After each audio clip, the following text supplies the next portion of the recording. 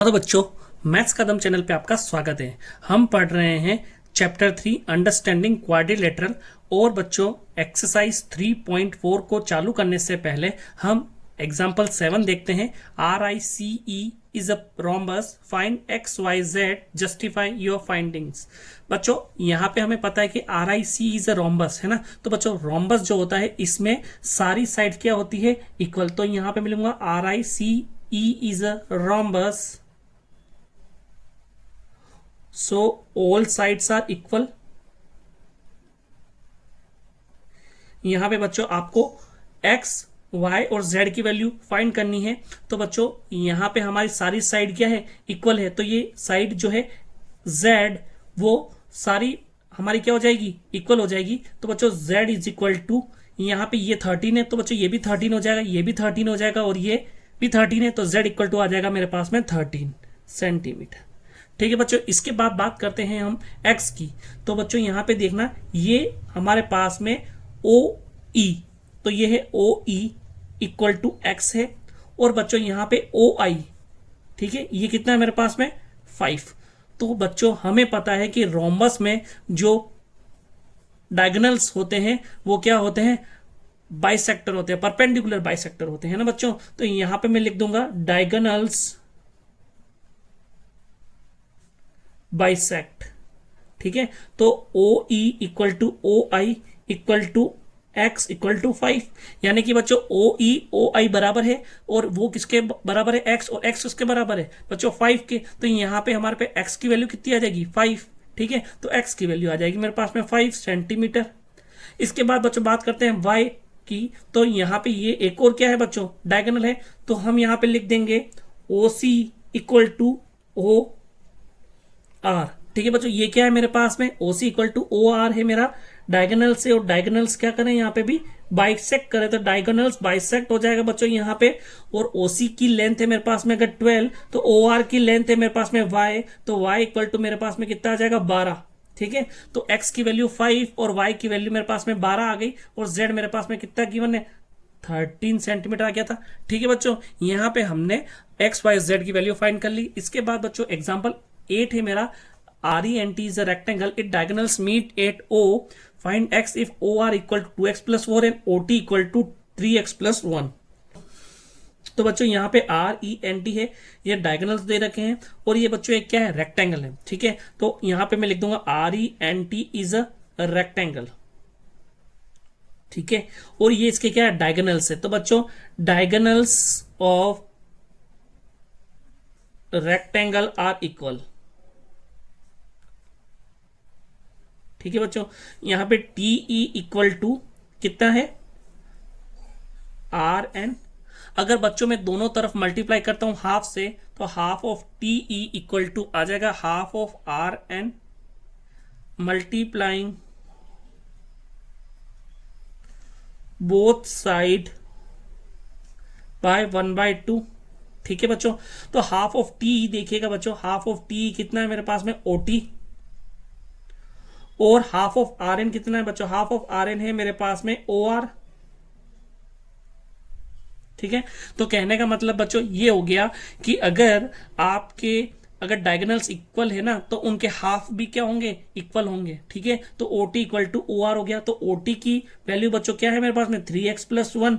और OR की value कितनी है मेरे पास में? 2x plus 4। तो हमें यहाँ पे क्या करना है? x की वैल्यू फाइंड करनी है। तो 2x उधर जाके माइनस का हो जाएगा, तो 3x माइनस 2x, और 4 प्लस का 1 उधर जाके माइनस का 1 हो गया।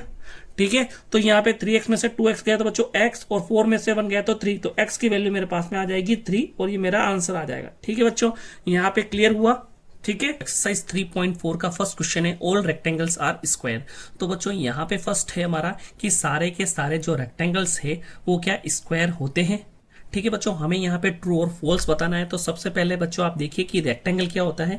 तो बच्चों, रेक्टेंगल जो होता है उसकी अपोजिट साइड्स जो होती है वो क्या होती है? इक्वल होती है। तो यहाँ पे बच्चों इस साइड के इक्वल ये वाली साइड होनी चाहिए, और इस साइड के इक्वल ये वाली साइड होनी चाहिए। और हर एक एंगल जो होता है बच्चों वो क्या होता है? हमारा 90 डिग्री का होता है। ठीक है, 90 डिग्री का होता है हर एक एंगल। तो बच्चों यहाँ पे अब हम डिस्कस करते हैं स्क्वायर के बारे में। तो बच्चों, स्क्वायर जो होता है उसके चारों साइड क्या होती है? बराबर होती है। और हर एक एंगल जो होता है वो क्या होता है 90 डिग्री का।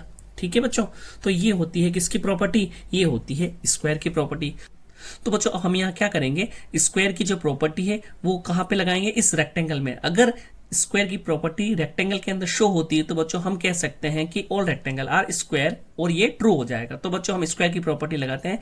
स्क्वायर कहता है बच्चों कि इसकी चारों साइड इक्वल होनी चाहिए। तो बच्चों यहाँ पे हमारे पास में चारों साइड इक्वल होगी क्या, नहीं होगी। ठीक है, तो बच्चों यहाँ पे ये चीज क्या हो जाएगी, ये हो जाएगी रॉन्ग, यानी कि फॉल्स स्टेटमेंट हो जाएगा। ठीक है, भले ही यहाँ पे हमारे एंगल सारे के सारे 90 डिग्री, लेकिन बच्चों यहाँ पे हमारा जो फर्स्ट है ये कि चारों साइड क्या होनी चाहिए, इक्वल होनी चाहिए, वो चारों साइड इक्वल नहीं है। इसकी वजह से ये स्टेटमेंट क्या हो जाएगा, गलत हो जाएगा। ठीक है बच्चों, तो यहाँ पे मैं लिख सकता हूं all sides of square are equal and each angle is 90 degree, but in case of rectangle all sides are not equal. ठीक है, so this statement is false। ठीक है बच्चों, ये false statement हो जाएगा मेरा। ठीक है, ऑल रोम्बसेस आर पैरेललोग्राम। तो बच्चों रोम्बस क्या होता है, रोम्बस के अंदर जो चारों साइड होती है वो क्या होती है, इक्वल होती है, और अपोजिट साइड्स जो होती है वो क्या होती है, पैरेलल होती है। तो अपोजिट साइड बच्चों ये पैरेलल हो गई, और चारों साइड कहने का मतलब ये ए बी सी डी है, तो ये चारों साइड क्या हो जाएगी, ये चारों साइड हो जाएगी बराबर। ठीक है, और उसके बाद बच्चों पैरेललोग्राम की बात करें तो पैरेललोग्राम में बच्चों क्या होता है, हमारे पास में जो अपोजिट साइड्स होती है ना वो इक्वल होती है। क्या होती है, अपोजिट साइड्स आर इक्वल। तो ये साइड इसके बराबर, ये साइड इसके बराबर। ठीक है, और अपोजिट साइड्स क्या होती है, पैरेलल होती है। ठीक है, तो ऑल रोम्बसेस आर पैरेललोग्राम होते हैं क्या, तो ये हमें स्टेटमेंट ट्रू है या फॉल्स है बताना है। तो हम क्या करेंगे, पैरेललोग्राम की जो प्रॉपर्टी है वो कहाँ लगाएंगे, रोम्बस के अंदर। ठीक है, तो पैरेललोग्राम की प्रॉपर्टी हम रोम्बस में लगाएंगे। तो बच्चों ये हमारा है रोम्बस। तो पैरेललोग्राम कहता है कि अपोजिट साइड्स आर इक्वल। तो बच्चों अपोजिट साइड्स आर इक्वल, बिल्कुल बच्चों देखिए यहाँ पे अपोजिट साइड्स जो है मेरी क्या है, इक्वल है। ठीक है, यहाँ इसके इक्वल है, यहाँ इसके इक्वल है, और बच्चों अपोजिट जो हमारे साइड से वो पैरेलल होनी चाहिए, तो अपोजिट साइड्स भी पैरेलल है। और बच्चों पैरेललोग्राम के जो अपोजिट एंगल होते हैं वो भी क्या होते हैं, इक्वल होते हैं। तो बच्चों रोम्बस के भी अपोजिट एंगल जो होंगे वो क्या हो जाएंगे, इक्वल हो जाएंगे। तो बच्चों यहाँ पे सारी की सारी जो प्रॉपर्टी है पैरेललोग्राम की वो हमारा रोम्बस शो कर रहा है। इसका मतलब ये स्टेटमेंट क्या हो जाएगा, ट्रू हो जाएगा। तो बच्चों यहाँ पे लिख सकता हूं मैं opposite side of parallelogram are equal and parallel। ठीक है, and opposite angle are equal। so in rhombus बच्चों है ना, rhombus में भी क्या होता है, सेम होता है। in rhombus also opposite sides are equal। ठीक है, भली बच्चों हमारे पास में चारों साइड इक्वल होती है, लेकिन अपोजिट साइड भी इक्वल तो है ना। तो opposite side are equal and parallel भी है, एंड अपोजिट एंगल भी इक्वल है बच्चों। सो दिस स्टेटमेंट क्या हो जाएगा, ट्रू हो जाएगा। तो दिस स्टेटमेंट इज ट्रू। ठीक है, क्वेश्चन मेरा all squares are rhombuses and also rectangles. तो बच्चों हमें पता है कि जो स्क्वायर है हमारा, ठीक है, उसके बारे में बात करते हैं। तो अब हमारा स्क्वायर है, ठीक है, तो स्क्वायर के जो सारी साइड होती है वो क्या होती है, इक्वल होती है। हर एंगल क्या होता है हमारा 90 डिग्री का होता है। तो ये बच्चों स्क्वायर हो जाएगा।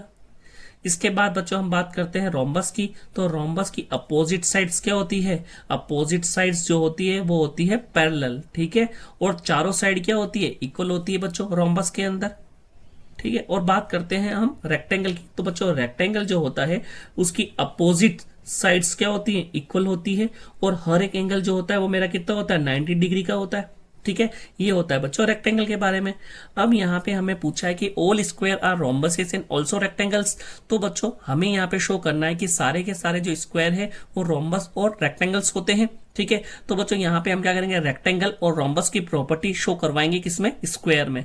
अगर रेक्टेंगल और रोम्बस की प्रॉपर्टी स्क्वायर शो करता है तो बच्चों ये स्टेटमेंट ट्रू हो जाएगा। तो सबसे पहले हम क्या करेंगे, रेक्टेंगल लेंगे। ठीक है बच्चों, तो रेक्टेंगल को लेते हैं स्क्वायर के लिए। तो बच्चों देखते हैं कि रेक्टेंगल कहता है कि अपोजिट साइड्स आर इक्वल। तो बच्चों देखिए यहाँ पे बिल्कुल अपोजिट साइड्स मेरी क्या है, इक्वल है, क्योंकि यहाँ पे चारों साइड इक्वल है तो बच्चों अपोजिट साइड तो इक्वल होनी ही है। और हर एक एंगल क्या है हमारा 90 डिग्री का है। तो बच्चों यहाँ पे भी रेक्टेंगल में 90 है और स्क्वायर में भी 90 है। तो बच्चों यहाँ पे ये जो हमारे पास में स्टेटमेंट है वो इसके लिए तो ट्रू हो गया। अब हम चेक करते हैं किसके लिए, रोम्बस के लिए। तो बच्चों ये है रोम्बस, और स्क्वायर के लिए जो करते हैं तो बच्चों चारों साइड क्या होनी चाहिए, चारों साइड होनी चाहिए हमारी क्या, इक्वल होनी चाहिए। तो बच्चों चारों साइड बिल्कुल हमारी क्या है, इक्वल है। और उसके बाद बच्चों यहाँ पे रोम्बस के अंदर अपोजिट साइड पैरेलल भी होनी चाहिए, बिल्कुल अपोजिट साइड पैरेलल है। उसके बाद अपोजिट एंगल इक्वल होने चाहिए, अपोजिट एंगल इसका 90, ये 90, ये 90, ये 90, तो अपोजिट एंगल क्या है, इक्वल है। तो बच्चों यहाँ पे ये स्टेटमेंट क्या हो जाएगा, ट्रू हो जाएगा कि all square are rhombuses and also rectangles. ठीक है बच्चों, यहाँ पे हम लिखते हैं in rectangle opposite side are equal and parallel. ठीक है, और बच्चों each angle is 90 degree in same square it is true. ठीक है, तो ये तो ट्रू हो जाएगा। इसके बाद बच्चों रोम्बस की बात करते हैं। तो in rhombus all sides are equal. तो बच्चों all side are equal and opposite side are parallel and angle and opposite angle है ना, opposite angles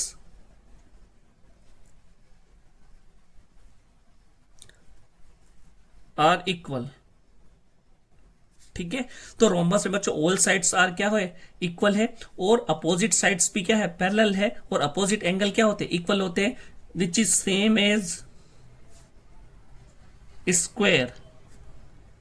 ठीक है, सो इट इज ट्रू। तो बच्चों ये पूरा स्टेटमेंट क्या हो जाएगा, ट्रू हो जाएगा। ठीक है, तो ये हो जाएगा ट्रू। ठीक है, क्लियर बच्चों।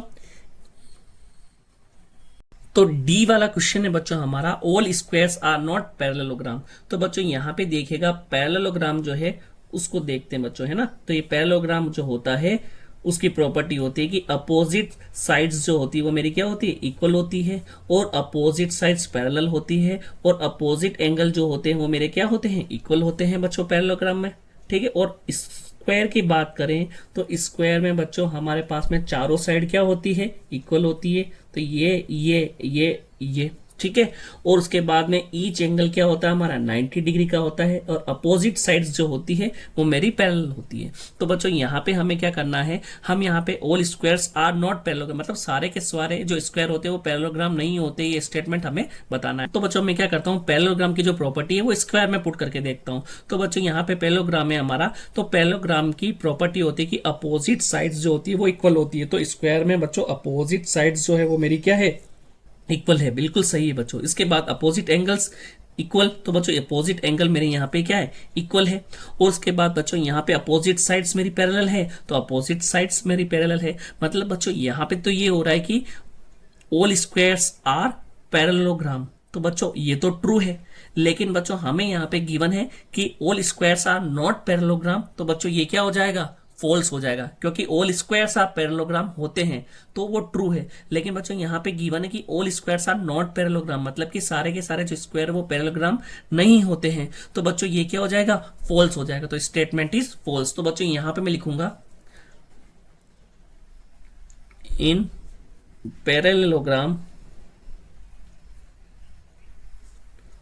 all in parallelogram opposite sides are equal and parallel ठीक है, and opposite angles are equal which is same as square, so all square are parallelogram is true, but जो गिवन स्टेटमेंट है बच्चों वो हमारा क्या कह रहा है कि all square are not parallel, तो but given statement is false.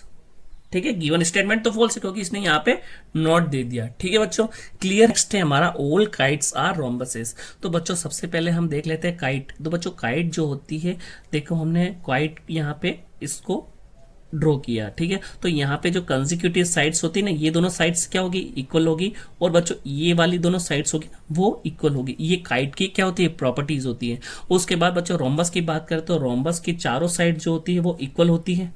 ठीक है, अपोजिट साइड्स पैरेलल होती है और अपोजिट एंगल्स मेरे क्या होते हैं, इक्वल होते हैं। तो बच्चों यहाँ पे हमें शो करना है कि ऑल काइट्स आर रोम्बसेस, तो रोम्बस की सारी प्रॉपर्टी अपन किस में शो कर देंगे, काइट में। तो बच्चों वो क्या हो जाएगा, ट्रू हो जाएगा। तो रोम्बस कहता है बच्चों कि इसकी चारों साइड बराबर होती है, तो क्या काइट की चारों साइड बराबर होती है, तो बच्चों क्या हो जाएगा, नहीं, काइट की चारों साइड बराबर नहीं होती। तो बच्चों यहाँ पे ही ये स्टेटमेंट क्या हो जाएगा, फॉल्स हो जाएगा। ठीक है, तो हमें यहां पे लिखना है बच्चों कि इन रोम्बस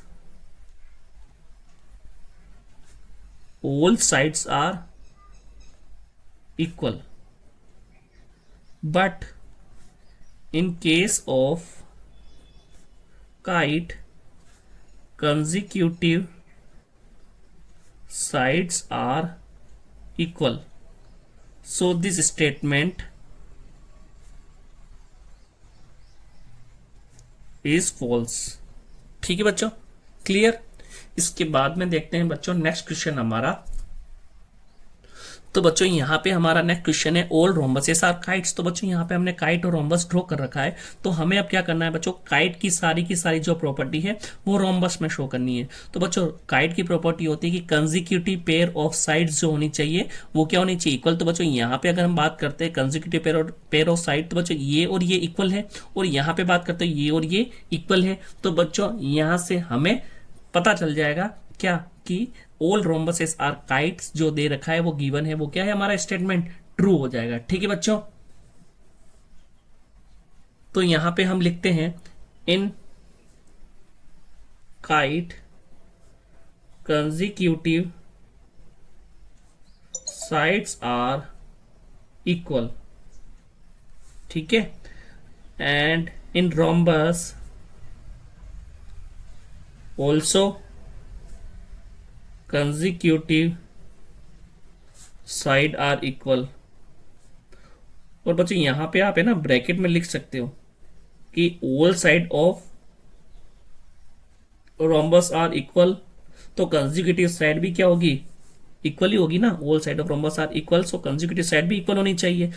तो यहां पे अपन बोल देंगे this statement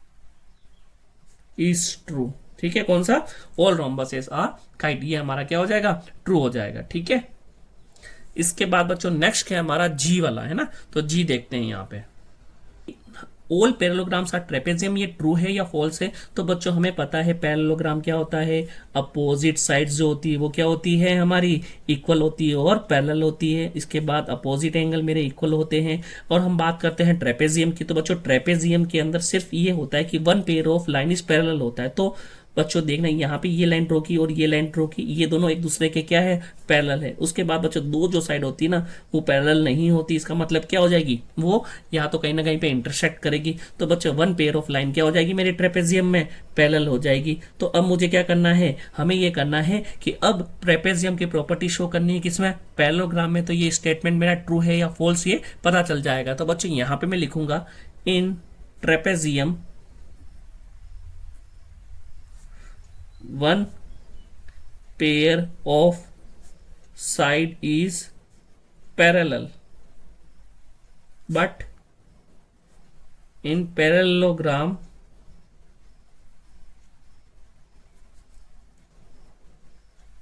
both side both pair of side ना बच्चों, both pair of side is parallel. तो बच्चों दोनों पेयर ऑफ साइड पैरेलल है तो वन पेयर ऑफ साइड तो पैरेलल होगा ही। So given statement is true.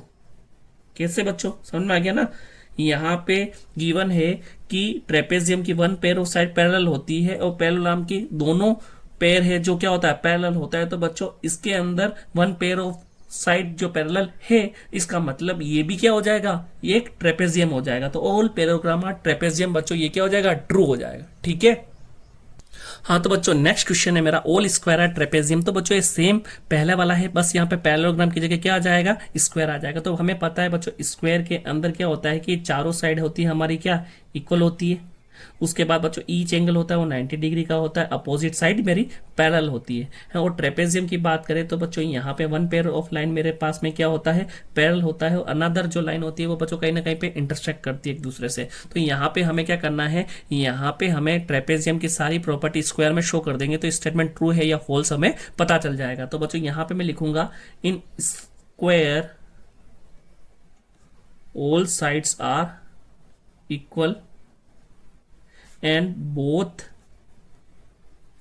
pair of line are parallel in trapezium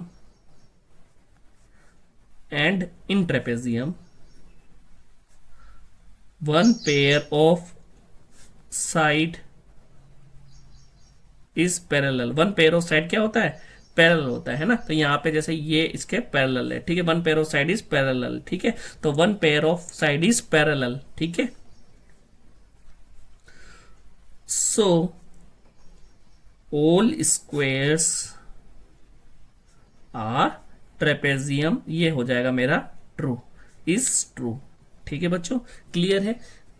second है identify all quadrilaterals that have all four sides of equal length. तो बच्चों हमें यहाँ पे क्वाड्रिलेटरल्स बताना है कि उसकी चारों साइड जो है वो इक्वल लेंथ की होती है। तो बच्चों हमने पढ़ा है कि हमारे पास में ऐसा क्वाड्रिलेटरल जिसकी चारों साइड बराबर होती है, तो एक तो बच्चों होता है मेरा क्या, स्क्वायर। तो बच्चों यहाँ पे मैं लिख दूंगा ए बी सी डी। तो बच्चों A B equal to B C equal to C D equal to D A. ये किसके लिए होगा बच्चों, एक स्क्वायर के लिए। और उसके बाद बच्चों दूसरा होता है हमारा रोम्बस। ठीक है, तो रोम्बस में क्या होता है बच्चों, हमारे पास में रोम्बस के अंदर अपोजिट साइड्स तो पैरेलल होती है, उसके साथ में बच्चों हमारी जो चारों साइड होती है ना, वो क्या होती है, हमारी चारों साइड होती है बराबर, है ना। तो यहाँ पे ए बी सी डी, ठीक है, तो A B equal to B C equal to C D equal to D A होगा। और बच्चों इसको हम नाम कहते हैं रोम्बस। ठीक है बच्चों, तो all four side of equal length होती है, एक तो स्क्वायर में और दूसरी होती है रोम्बस। हाँ तो बच्चों इसके बाद में हमारे पास में है फोर राइट एंगल्स। तो बच्चों यहाँ पे हमने सिर्फ स्क्वायर और रेक्टेंगल्स ऐसे पढ़े हैं जिनकी चारों के चारों एंगल जो होते हैं वो कितने होते हैं, 90 डिग्री के होते हैं। तो बच्चों यहाँ पे मैंने स्क्वायर ड्रॉ कर देता हूँ, ये तो ये हो जाएगा 90 डिग्री 90 डिग्री 90 डिग्री 90 डिग्री, और चारों साइड मेरी क्या है, इक्वल है ना। तो एंगल ए, इसको ए बी सी डी नाम दे दीजिए बच्चों। तो angle A equal to angle B equal to angle C equal to angle D, ये हो जाएगा 90 डिग्री। और बच्चों सेम केस है हमारा रेक्टेंगल का। ठीक है, तो ये रेक्टेंगल है मेरा, तो इसको मैं रेक्टेंगल के लिए भी लिख देता हूं बच्चों, ये स्क्वायर है मेरा। ठीक है, और ए बी सी डी, यहाँ पे ये 90, ये भी 90, ये भी 90, ये भी 90। ठीक है बच्चों, तो सेम ये मेरा किसके लिए हो जाएगा, A angle A equal to angle B equal to angle C angle D, ये चारों एंगल मेरे राइट एंगल है, तो क्या हो जाएगा 90 डिग्री। ठीक है बच्चों, इस तरीके से हमने ये दोनों क्वेश्चंस कंप्लीट किए। बच्चों question number 3, explain how a square is a quadrilateral. तो बच्चों हमें यहाँ पे एक्सप्लेन करना है कि जो स्क्वायर है वो क्वाड्रिलेटरल होता है। तो बच्चों हमें ये पता है कि क्वाड्रिलेटरल क्या होता है, ऐसी आकृति जिसकी चार साइड होती है। मतलब ऐसे ही हमारे पास में कोई गिवन फिगर है और उसकी साइड कितनी है, चार है, टोटल 4 साइड है, तो बच्चों वो हमारा क्या कहलाएगा, स्क्वायर कहलाएगा। तो बच्चों मैं यहां पे लिखूंगा अ क्वाड्रिलेटरल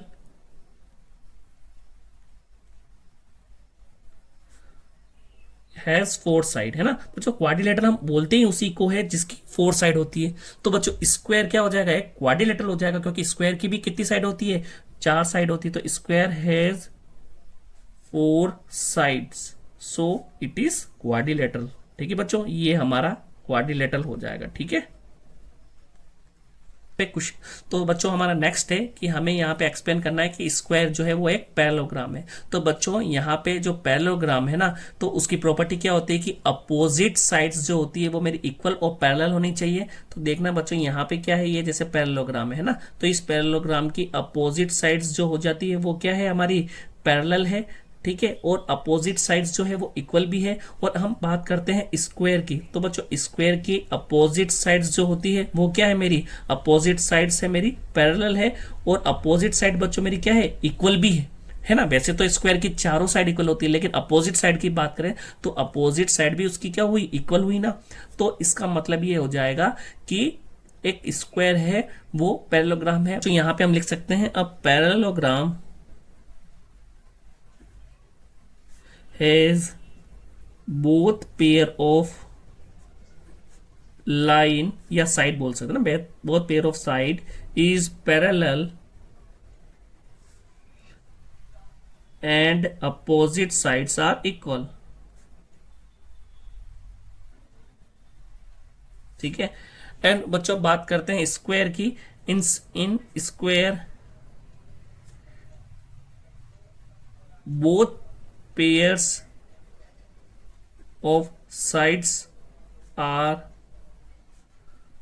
parallel। ठीक है ना, बोथ साइड्स क्या है हमारे पास में, पैरेलल है, एंड अपोजिट साइड्स इक्वल। ठीक है, तो हमने यहां पे बच्चों ये प्रूव कर दिया कि explain how square is a parallelogram. So it's a parallelogram है ना, so it's a parallelogram.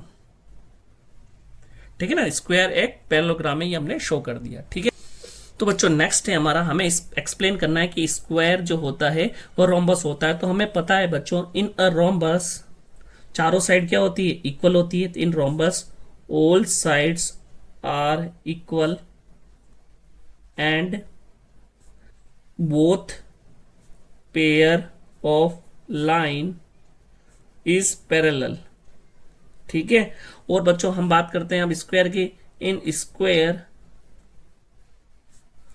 All sides are equal and both pair of line parallel हो जाएगी ना, both pair of line is parallel, so it is a rhombus. ठीक है बच्चों, ये भी मेरा क्या हो जाएगा, प्रूव हो गया। ठीक है, हाँ तो बच्चों नेक्स्ट है हमारा explain how a square is a rectangle. तो बच्चों यहाँ पे हमें क्या करना पड़ेगा, जो रेक्टेंगल की प्रॉपर्टी है वो स्क्वायर में शो होती है या नहीं होती है। तो बच्चों रेक्टेंगल की हमारी जो अपोजिट साइड्स होती है वो क्या होती है, इक्वल होती है। ठीक है, और अपोजिट साइड्स जो होती है वो पैरेलल होती है, ईच एंगल 90 डिग्री होता है। और स्क्वायर की बात करें तो बच्चों स्क्वायर की चारों साइड इक्वल होती है, अपोजिट साइड पैरेलल होती है, और ईच एंगल जो होता है वो मेरा क्या होता है, 90 डिग्री का होता है। तो rectangle has opposite sides are equal and parallel and each angle is 90 degree and in square also opposite sides are equal। क्योंकि चारों साइड बराबर होती है तो अपोजिट साइड भी क्या होगी, इक्वल होगी। तो opposite side are equal and parallel and each angle is 90 degree, so it is true. ठीक है, और सो इट इज रेक्टेंगल, मतलब कि बच्चों जो स्क्वायर है वो क्या होगा, एक रेक्टेंगल भी होगा। ठीक है,